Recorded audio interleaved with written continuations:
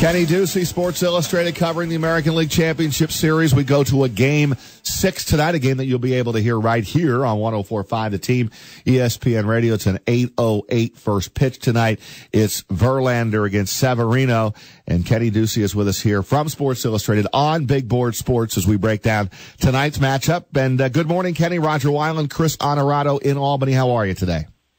I'm great. How about you guys? We're good. A lot of Yankee fans up here. So do you have any words of wisdom for Yankee fans who are hoping that this thing ends tonight, because you never know in a Game 7? Can they beat Verlander tonight, and can they get to him like they did Dallas Keuchel?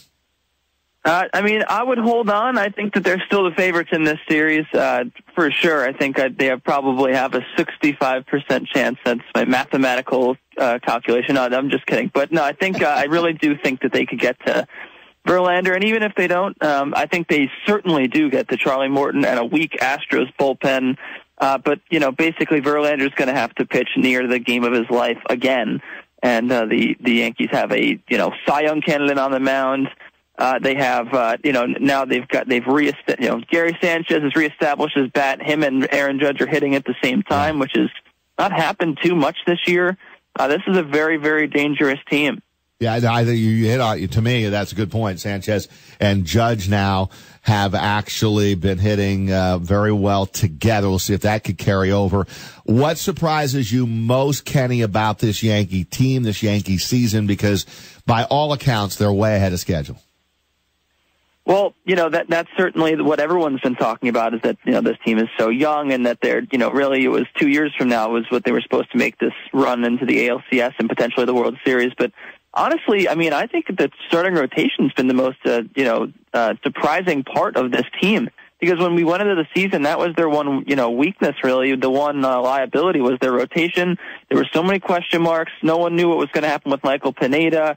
Of course, he's not even in the rotation anymore, but he was kind of maybe the number 2 guy, number 3 guy, because the injury problems. And also, no one knew what Masahiro Tanaka was going to give them. Of course, he had the elbow. And then, of course, he has a really bad season.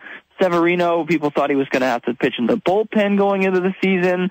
Ducey Sabathia was old, and he had gotten better the last 2 seasons, but no one knew what he was going to give you.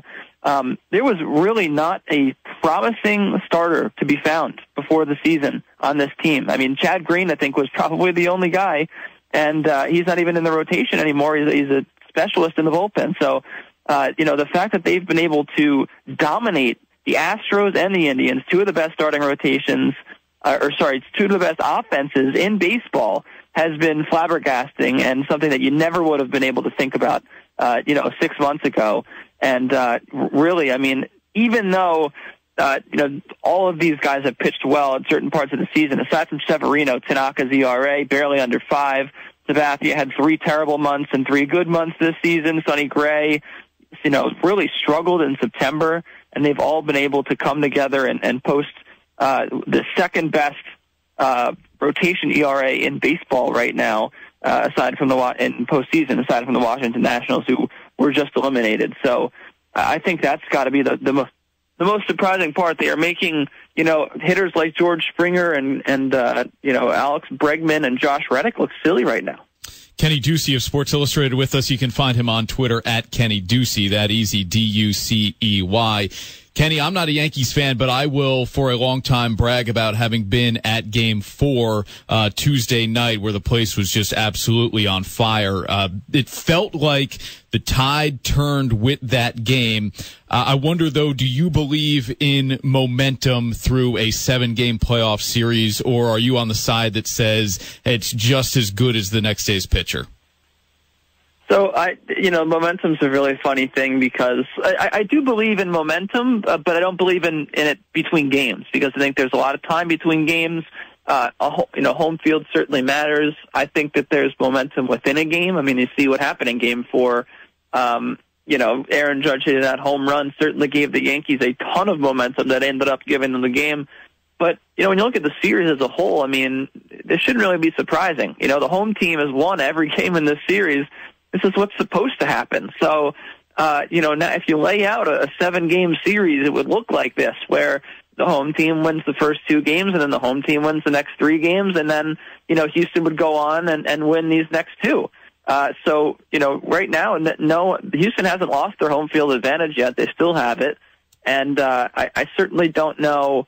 I mean, we've seen so many teams in all sports over the last few years blow big leads, not just baseball, with the Cubs and, of course, with the Indians. So, look, I'm not sure if it exists. I certainly think that it could, in some circumstances, maybe play a mental factor. But the fact that you can't really quantify it makes it difficult to prove that it exists or not. If the Yankees go on and win, some people will say they have all the momentum. Some people will say that, Houston, it was kind of just almost a random occurrence. I don't, we could talk about this for 40 minutes, but, long story short, I'm not sure that that you can chalk up the Yankees as favorites because of momentum. Yeah, I think they have on the ropes a little bit, though. I do think they've hit them, and they're up on the ropes, and if they could get something up early on Verlander tonight, I think Severino will pitch well, and I think this is going to be over in 6. And if you're a Yankee fan, you're rooting for that because, as you know, Kenny, I love Game 7s, and I picked the Yankees to win in 7, and Game 7s are just so much darn fun. But I think you roll the dice no matter what with a Game 7. If you're the Yankees, get this over tonight.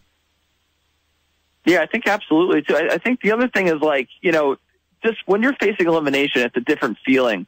And so I think you have a point there that they do have them on the ropes a little bit. And I also think going home and you had control of the series, all of a sudden, in the back of your mind that you're 1 game from elimination. And also, manager AJ Hinch, after last game said he was just kind of waiting.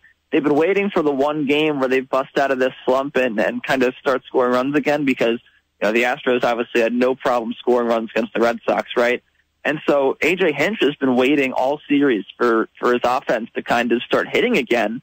And, now time's run out. I mean, he needs them to hit in Game 6 or they're going to lose this series. So I think there's also a little bit of pressure on the offense right now. Certainly some, I guess, negative momentum plays into that. But they're certainly they're going to be pressing up there at the plate maybe. I actually think that they might want to move Alex Bregman up to 2 because he's been the only person who's been sort of good. But, only 4 Astros with multiple hits in this series. It has been ridiculous. Kenny, last thing, man. We'll let you go on this. The Dodgers are in. How much is Major League Baseball salivating at a Yankees-Dodgers matchup? There were some good options. I think this is obviously probably the best one, and I think it's better than Yankees Cubs. But I mean, there were some pretty good options out there. I think that the Nationals in the World Series, if it was a Yankees Nationals World Series, I think it's almost as good as the Yankees Dodgers. But they've got to be thrilled. We're going to get the coast rivalry, and I think I think it's going to be a really good series too. I mean, I don't know if you could ask for a better series with the way these 2 teams have been playing, with the way these 2 offenses can explode. And, obviously both rotations are stacked with arms. If the Yankees end up pulling this out, this is going to be one hell of a series, and I'm really, really excited to watch it. Kenny Ducey, Sports Illustrated. We appreciate a few minutes here on Big Board Sports on 104.5 at Team ESPN Radio in Albany. Thank you, Kenny. Anytime. Thanks so much. Thanks, appreciate Kenny. it.